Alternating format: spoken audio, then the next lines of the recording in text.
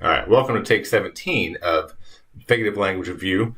In these first few weeks, I am trying to focus on review, but also I'm going to add a little bit to your normal definitions. So pay attention. I think that we will find some things in here that are maybe expanding your definition of these terms. But feel free to pause and take notes, or slow down, or just print the notes and go through it quickly, depending on how well you already understand and know these things.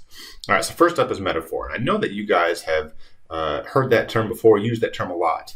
And so the part that I want to add to this definition is that there are two parts to a metaphor: a vehicle and a tenor.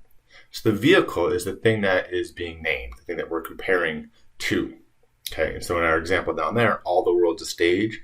The stage is the vehicle of the metaphor. It's not what we're actually talking about, but it's what we're using to represent the tenor, which is what we're actually talking about. So the tenor is the idea or subject that's actually being expressed, talked about. So in our example here, all the world's a stage. The tenor is the world. And so what happens then, if when you have these two things, they're being compared, right, is that we take all of the associations we have with the vehicle, all right, so the stage, and so we associate like masks and costumes and entrances and exits and roles and things like this. And maybe we associate with being a little bit like fake or on display kind of thing. We take all those attributes and associations and we ascribe them over to the tenor. All right, so this is what Shakespeare's saying about the world, that we enter and leave it, or we enter a situation and then we leave it. And in that situation, we put on a certain mask or facade and we play a role in it. And sometimes we might play more than one role, like actors do. So there's a lot of things that we could say about it. It becomes very, very big, and it's actually saying quite a bit in a very short phrase. And that's one of the points of figurative language. All right. So then symbolism is the same thing. We still have a vehicle and tenor. It's still a pretty big piece of figurative language. That's where we have all the attributes here that we ascribe over to from the vehicle to the tenor. But the difference is that symbols are both literal and figurative. Okay, so if you've ever read the poem, The Road Not Taken, in that poem, the speaker comes to a road, a fork in the road. And so in the action of the plot of the poem, there is actually a road there. And so it has a literal component. But then which road to take becomes a representation of decisions in life and the consequences of those decisions. And so there it becomes figurative. So since it's both literal and figurative, it's a symbol, not a metaphor. I know that's kind of splitting hairs, but if you wanted to know, that's the difference. So later on in the year, we'll read the play Fences. And in that play, they're literally building a fence on stage. And that fence also comes to represent like barriers and things like that in life. So it's got a literal component, it's actually there, and a figurative component, and so it's a symbol. Okay, simile, I know you guys know that one. Here what I'll add is that you can use words besides like or as. I know. You want to like go find that third grade teacher and say, "What? You told me wrong." Most use like or as, but every now and then you can have something else. And then, for example, is a really good word to make a comparison with. All right, so faster than a speeding bullet. It used to be said about Superman.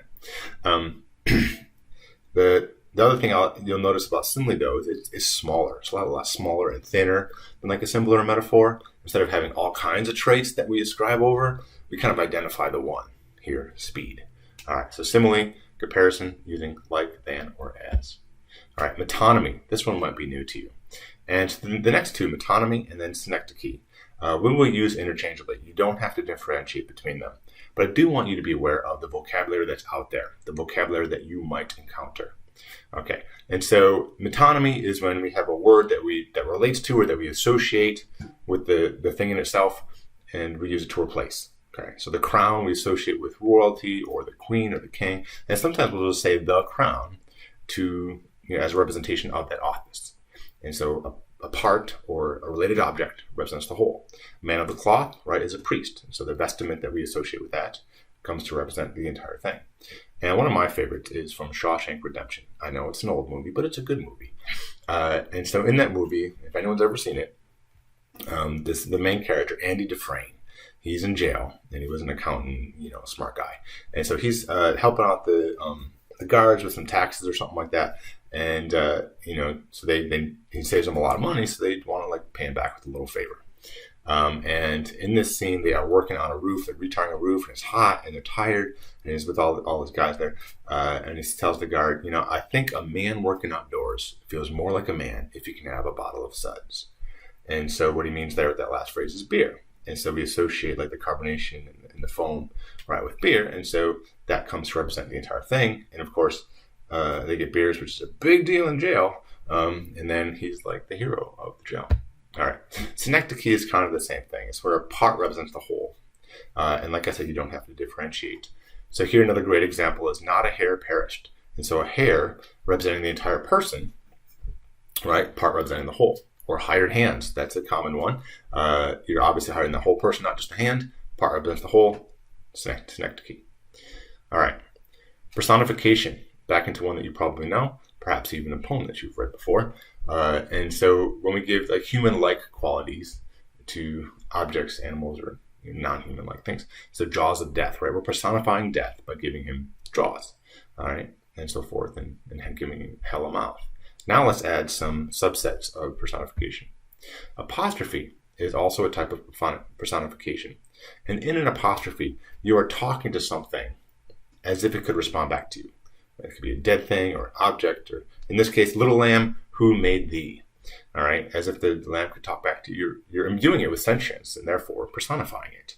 If you remember, "Oh Captain, my Captain," and a lot of students read that in 7th grade, Walt Whitman, he's talking to Lincoln, who has recently died. And so obviously he cannot get up and talk back to him. So that's an apostrophe type of personification.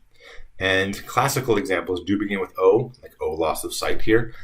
In Shakespeare, you'll see that a lot, but they don't always have to. All right, anthropomorphism. This is a fun one. So this is like the complete package. It's not just like jaws of death, some little like tiny simile type thing. This is more like, you completely transform or morph something into a human. Give it, it walks on 2 legs, it talks, it has a personality, it's fickle, right? Like the Greek gods, they're often represented as these fickle human-like characters. Animal Farm, right? Napoleon and all those characters. And of course, everything we love as children is often anthropomorphized. Mickey Mouse, right? Even like Lightning McQueen or Transformers, they're anthropomorphized machines. Normally it's animals, but we've expanded things over the years. All right, so anthropomorphism, type of personification in which you completely morph or transform into a human-like character. All right, hyperbole. I know you know this one. Gross exaggeration for effect. Bum, bum, bum. Now, litotes is sort of the opposite of that. It's an understatement. And there's different ways to pronounce this. Litotes, litotes, whatever. But, sometimes we have a really bad day. And we say, well, I've had better days. And that's kind of like maybe a little more positive take on it, even though it's really bad. Here, it says the difference to me, right? And he's lost someone really, really important to him. That can work on various levels. It can show just how deep the sorrow is that he can't even come up with like this very colorful language and things because it's just so impacting, right? It's just kind of loss of words almost. Litotes, understatement, opposite of hyperbole. Irony. I know you guys have talked about this and learned about this for many years, including all 3 of these types. I'm going to add a bonus type at the end, though. All right, verbal irony is when you mean one thing and say another. So, for example, the opening line of Pride and Prejudice says, "It is a truth universally acknowledged that a single man in possession of good fortune must be in want of a wife." In other words, he must need a wife. And this is irony, and it's making fun of, sort of lightly, this idea that, when a rich guy comes to town, sometimes all the mothers in town think, ooh, maybe he can get with my daughter. And that's what happens, of course, in the book. Jane Austen was criticizing that, right? That it's kind of this 19th century version of The Bachelor. She doesn't really mean that every rich man needs a wife, and that's why he's here, right? So that's verbal irony. And we often use sarcasm interchangeably with that. And there's a lot of crossover. I might even use them interchangeably from time to time. But sarcasm is intended to be more caustic and bitter, really kind of to hurt somebody. So for example. Oh my God, I love your skirt. Where did you get it? It was my mom's in the 80s. Vintage. So adorable. Thanks. That is the ugliest effing skirt I've ever seen. Oh my God, I love your bracelet. Where did you get it? You got a passport? No, I don't even have a driver's You ever been to license. Germany? No. Oh, you'll love it. I can't go to Germany. Why? I got homework. I'm going to pretend you didn't say it. Gotta love Spider-Man, right? Yeah, so I went from a couple of old movie examples to a guy in a new movie who likes old movies. Anyways, situational irony is, of course, when the reality of a situation differs from the anticipated or intended effect. Really, it's a twisting of expectation. Right? We think we're going to see this, then all of a sudden, boom, something else happens. So if you read The Necklace, for example, that's often done in freshman year.